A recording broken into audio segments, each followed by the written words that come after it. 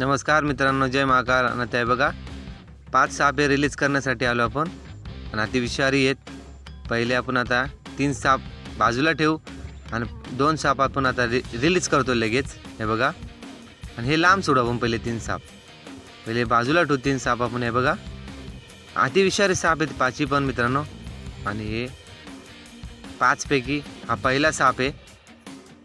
आणि Indian spectacled cobra neurotoxic विष असते याच्यात.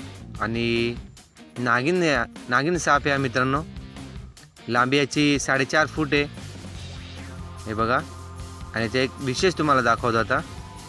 हे बघा, हा साप माझ्यावरती अटॅक करतोय म्हटलं तर तो का अटॅक करतोय याचं कारण मित्रांनो सांगतो मी तुम्हाला. हे बघा, मी बॅगर पिशवी त्याला दाखवतोय म्हणून तो त्याच्यावरती अटॅक करतोय. काही जणांना वाटतं की साप मागं लागून मागे येऊन चावण्यासाठी तो मागं लागतो. असं काही नाही आहे. हे बघा, आता तो त्याच्या मार्गाने निघून चालला आहे. त्याला मी थोडासा पिसळवला म्हणून तो माझ्यावरती फना केला त्याने. बाकी काही गरज नाही त्याला मला चावण्याची. हे बघा, तो निघून चालला लगेच. आणि मी त्याच्या बाजूला आहे म्हणून त्याने फना असा तयार करून ठेवलेला आहे. तर तो बघा, लगेच त्याने कमी केला आणि निघाला तो पुढे. आणि याचं दुसरं कारण पण मी मित्रांनो तुम्हाला सांगतो आता. हे बघा, याच्या मी मागे हात लावतोय फण्याच्या मागे. याचं कारण मित्रांनो तुम्हाला सांगतो.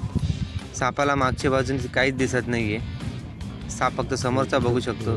असा फिरला तो माझ्या मागे तर मला चावू शकतो. हे बघा, तुम्हाला दाखवतो. असा फिरला तर मला चावेल तो. त्याला मागची बाजू नाही दिसत मित्रांनो. आणि इथे बघा, मी त्याला रिलीज केला पण तो वरच्या बाजूला येतो आहे. खाली खोल दरीत जात नाही. साप कधीच खाली खोल दरीमध्ये जात नाही मित्रांनो. वरच्या साईडला चढावाला ते वरती येतात ते. आणि मी इथे उभा आहे. बघा, माझे शूज बघा, इथं पाय आहेत माझे. इथे माझ्या पायाजवळ येतो तो. याचं दुसरं कारण अजून एक सांगतो मित्रांनो. आपण कधी कुठे निवंत असलो तर साप आपल्या असा बाजूने जात असला तर आपले पाय वगैरे असे हलवायचे नाही. निवंत उभं राहायचं एकदम. साप आपल्या बाजूने निघून जातो. आपण काय तो घाबरून गडबडून आपण पाय हलवले तर तो फना करतो. त्याला हलती डुलती वस्तू दिसते तेव्हा तो आपल्याला चावण्याचा प्रयत्न करतो. बाकी काही नाही. बघा, तो माझ्या किती जवळ आहे पण काहीच नाही. आणि तो मला क्रॉस करून निघून गेलेला आहे पुढे. हे बघा, त्याला रिलीज केला आता आपण आणि गेला निघून. म्हणून असं काहीच नसतं. साप कधीच मागं लागून येत नाही. त्याला तो त्याच्या मार्गाने निघून जातो. आणि आता आपण दुसरा साप रिलीज करतो. आहे बघा, हा पण साप मित्रांनो इंडियन स्पॅक्टिकल कोब्राचे नाग आहे. हा नर आहे. आणि त्या आधी सोडली आपण मादा होती ती. आणि या सापाचा विषाचा प्रभाव का असतो हे तुम्हाला मी थोडक्यात सांगतो मित्रांनो. आणि याची लांबी पण 4 फूट आहे. 4 साडेचार सेम साईज याची, बिग साईज आहे. आणि मित्रांनो, याचा विष हा चावला साप न्यूरोटॉक्सिक आहे याचं विष. हा साप चावला तर आपल्यावर प्रभाव कसा होतो. नर्वस सिस्टम असते आपली, त्याला आपण मराठीतून मज्जासंस्था बोलतो. जी मणक्यापासून आपली जी नस गेली असती मेंदूपर्यंत, आपल्याला काही लागलं वगैरे तर आपल्याला त्याचा संदेश आपल्या मेंदूला पोचवते. आपलं काही लागलं तर आपल्याला कळतं कुठे लागले काय लागले. ती नस आपल्याला सर्व माहिती देते. ती मणक्यापासून आपल्या मेंदूपर्यंत असते. त्या नशेवरती ज्या नर्वस सिस्टम आहे त्याच्यावरती त्या विषाचा परिणाम होतो या सापाचा. आणि ती आपली निकामी झाली, त्या नसाला काही प्रॉब्लेम झाला, निकामी झाली तर आपण त्याच्यामधून कोमात जाण्याची शक्यता असते मित्रांनो. काही नाही. आणि हे बघा, हा साप एकदम जवळून गेलेला आहे हे नागिनच्या. पण नागिने त्याला काहीच केलं नाही आहे. एकच जातीचे ते.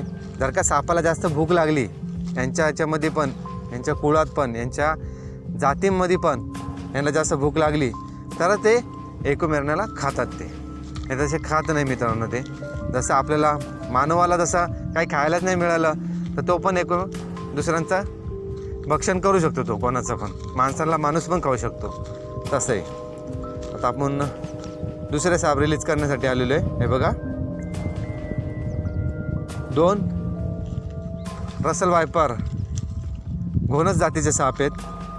आणि दोन्ही पण मला जोडी मिळाली होती रात्रीचे, पण व्हिडिओ काढता आली नाही मला. म्हणून मित्रांनो मी रिलीजचे काढले आता व्हिडिओ. याच्यात हिमोटॉक्सिक विष असतं. आणि ह्या सापाला 4ही बाजूनी तो कवर करतो. त्याला 4ही बाजूचं दिसतं, मागचं पण दिसतं, पुढचं पण दिसतं, आजूबाजू सर्वीकडचं दिसतं.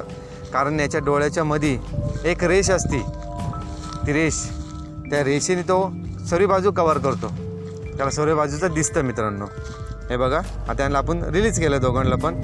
आणि मित्रांनो हे दोन्ही साप आहेत 3.5 ते 4 फुटाचे आहेत. हे बघा रिलीज केलं तर आपण आणि आता 5वा साप रिलीज करतो आहे. हे बघा आणि तो पण साप रसल वायपर आहे, घोणस आहे. हे बघा आणि त्याची पण लांबी इतकीच आहे मित्रांनो 3.5 ते 4. त्याला कुत्र्याने पंजा मारला होता पण काही प्रॉब्लेम नाही, व्यवस्थित येतो. आणि हे बघा साप असा कुंडली करून असला आणि डोकं वर करून असला आणि शिट्टी वाजवत असेल तर नक्की त्याच्याजवळ जाण्याचा प्रयत्न करू नका. त्याच्या रेंजमध्ये तुम्ही गेले तर नक्की तो तुम्हाला चावेल. 1 सेकंदाचा हा साप चावून रिटर्न होतो हा मित्रांनो. जेणेकरून या सापापासून लांब राहण्याचा खूप प्रयत्न करा.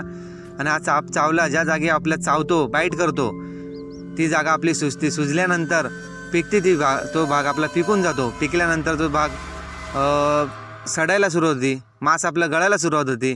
त्याच्यानंतर आपला हाडूक असं ते पण झिजायला सुरुवात होती आणि आपला तो भाग तेवढा हात नाही तर पाय कट करावा लागतो मित्रांनो. जेणेकरून आपल्याला गँग्रेन होऊ शकतो मित्रांनो, एवढं नक्की आहे. या सापाचा विषयीचा प्रभाव थोडक्यात सांगतो मित्रांनो. ॲसिडप्रमाणे असतं, ॲसिडप्रमाणे प्रभाव होतो. आणि ही व्हिडिओ तुम्हाला आवडली असेल तर नक्कीच लाईक आणि सबस्क्राईब करा मित्रांनो. धन्यवाद.